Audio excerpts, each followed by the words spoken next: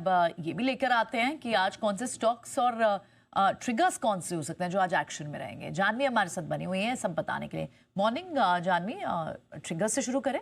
Morning बिल्कुल। आज का जो अहम ट्रिगर तो सबसे पहले ये है कि इन्फोसिस की बोर्ड मीटिंग पे सबका नजर रहने वाला बायबैक के ऊपर, क्या प्राइस पे आता है बायबैक। साथ साथ अगर देखें तो आईपीओ का एंकर लॉकिंग खत्म होने वाला है आरके स्वामी का 20% इक्विटी पे।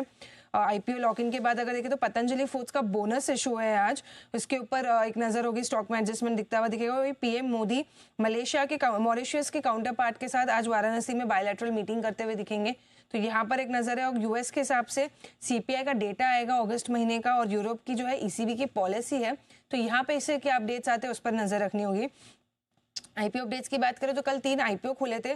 सबसे पहले urban company, total IPO subscription देखे तो 3 गुना जो है ये आईपीओ सब्सक्राइब हो चुका है।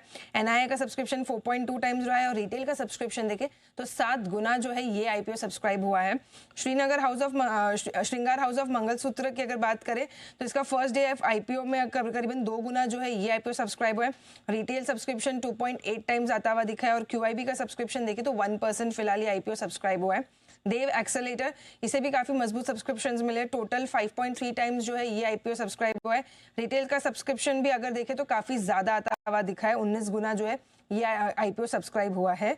ब्लू जेट हेल्थ के कल इसका ओएफएस खोला था, ओएफएस को लेके अपडेट आया है कि प्रमोटर ओवर सब्सक्रिप्शन ऑप्शन का इस्तेमाल करेंगे, अतिरिक्त 3.42% हिस्सेदारी बेचेंगे, जो कुल हिस्सेदारी हो जाएगी 6.8% की जो हिस्सेदारी है कंपनी बेचते हुए दिखेंगे। अगर नॉन रिटेल पोर्शन का सब्सक्रिप्शन देखें तो 106% जो है ये पूरा इशू सब्सक्राइब होता हुआ दिखा है नॉन रिटेल के लिए। खबरों में आरवीएनएल पर नजर है, कंपनी को करीबन 170 करोड़ का एक ऑर्डर विन हुआ है।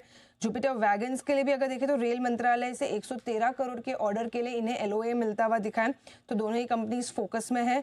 श्याम मेटालिक्स, इन्होंने एक नए सेगमेंट में अगर देखें तो सड़क और रेल सुरक्षा को बढ़ावा देने के लिए क्रैश बैरियर इस सेगमेंट में एंट्री ली है। कंपनी के ऑलरेडी जो मौजूदा फैसिलिटी गिरित फैसिलिटी, यहाँ पर इसका उत्पादन करते हुए दिखेंगे। और अगर FY27 में देखें तो 50 करोड़ के अतिरिक्त निवेश के साथ एक नई फैसिलिटी भी ये सेटअप करने वाले हैं। माझगांव डॉक के लिए एक पॉजिटिव खबर आ रही है, जो 25 अगस्त को रक्षा मंत्रालय ने को मंजूरी मिल गई थी कि जर्मनी की कंपनी के साथ 70,000 करोड़ के डील को आगे के लिए बातचीत शुरू करनी है। तो कल कंपनी ने अपडेट दिया है कि इस संबंध में जो जानकारी है ये मिल चुकी है, और अब वो बातचीत शुरू करने वाले हैं, तो पॉजिटिव खबर यहाँ पर आ रही है। टेगा इंडस्ट्रीज के लिए भी एक पॉजिटिव खबर है, क्योंकि टेगा इंडस्ट्रीज और अपोलो फंड्स मिलकर माइनिंग से जुड़ी एक कंपनी है मॉली कैप, उसका अधिग्रहण करने वाले 1300 करोड़ की जो एंटरप्राइज वैल्यू है इस पर अधिग्रहण होता हुआ दिखेगा। कल कुछ ब्लॉक डील्स हुई थी, जिसमें बड़ी ब्लॉक डील थी कोटक महिंद्रा बैंक की। एसएमबीसी ने अपना क्लीन आउट ट्रेड किया था, जिसमें बायर्स के नाम सामने आए हैं। ICICI Pru, Morgan Stanley, HDFC mutual fund, इन कंपनीज ने खरीदा है।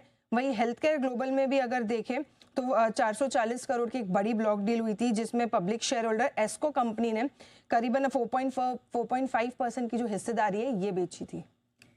चलिए, शुक्रिया जानवी ये सारा अपडेट हमें बताने के लिए। लेकिन इन्फोसिस जो आज का